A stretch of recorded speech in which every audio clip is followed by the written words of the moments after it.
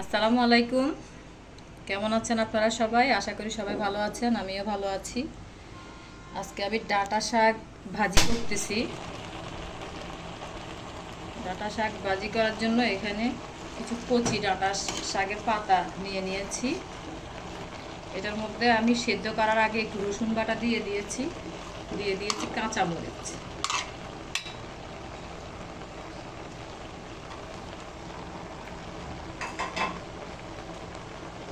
দিয়ে দিচ্ছি একটু লবণ স্বাদ মতো।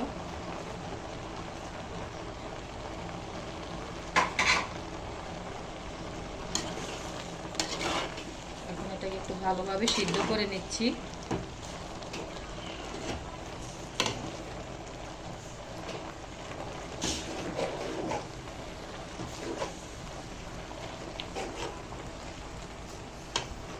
শাকের মধ্যে কখনো ঢাকনা দিবেন না। আমি কখনো শাকের মধ্যে ঢাকনা দিই না। ঢাকনা দিলে শাকের কালারটা নষ্ট হয়ে যায়। এমনিতে শাকের মধ্যে অনেক বেশি পানি ওঠে।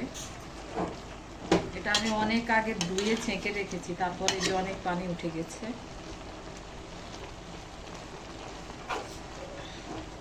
শাক ভাজি যখন সেদ্ধ করবেন তখন হালকা একটু রসুন বাটা দিয়ে দিলে শাক ভাজিটা অনেক ভালো লাগে খেতে।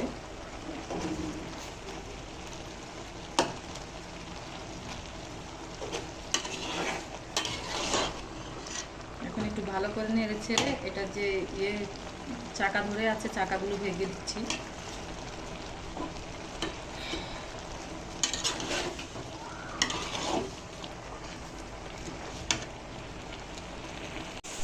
আমার শাকটা সিদ্ধ হয়ে গেছে।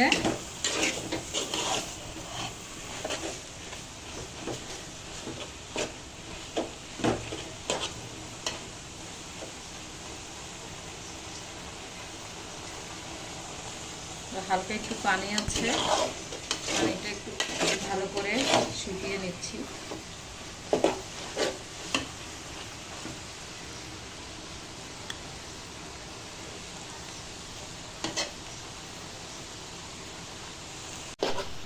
পানিটা পুরো শুকিয়ে গেছে। এখন এটা আমি তুলে নিচ্ছি। এখন এটার মধ্যে ভাগাত দিব আমি।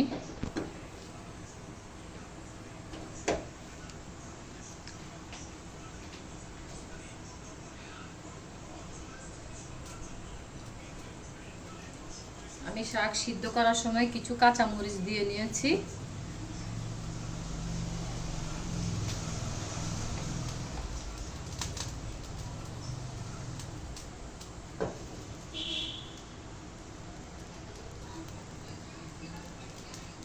দিয়ে দিচ্ছি সরিষার তেল পরিমাণ মতো।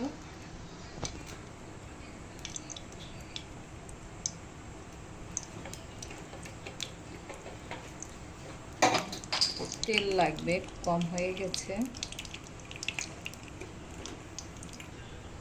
তেলটা গরম হয়ে গেছে।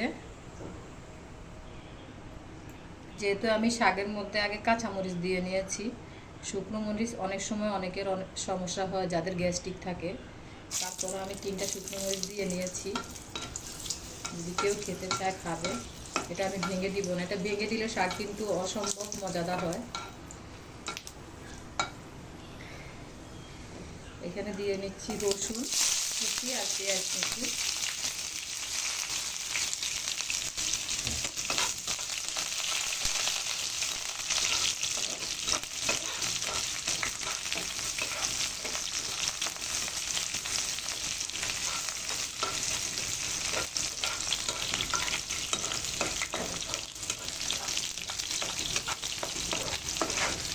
ভালোভাবে ভেজে নিচ্ছি।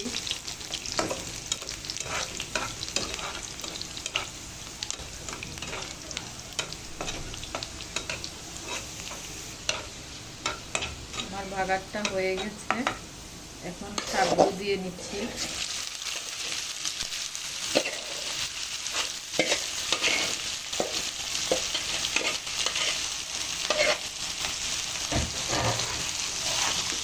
ভাগাটার সাথে শাকগুলো ভালো করে মিশিয়ে নিচ্ছি।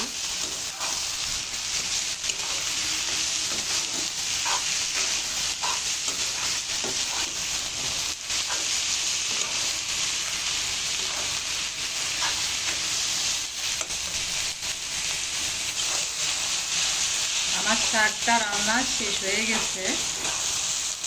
শাকটা দেখতে অনেক লোভনীয় লাগতেছে, যেটা মোবাইলের ক্যামেরা খুব ভালো আসছে না। এটা খেতেও অনেক সুস্বাদু হবে ইনশাল্লাহ। আপনারা এভাবে শাক রান্না করে দেখবেন, অনেক মজা লাগবে এই শাকটা খেতে। আমার রান্নাটা শেষ হয়ে গেছে। আমার এই শাক রান্নাটা যদি আপনাদের ভালো লেগে থাকে অবশ্যই মনে করে একটা লাইক দিবেন, কমেন্ট করবেন আর আমার ভিডিওটা শেয়ার করে দিবেন। আসসালামু আলাইকুম।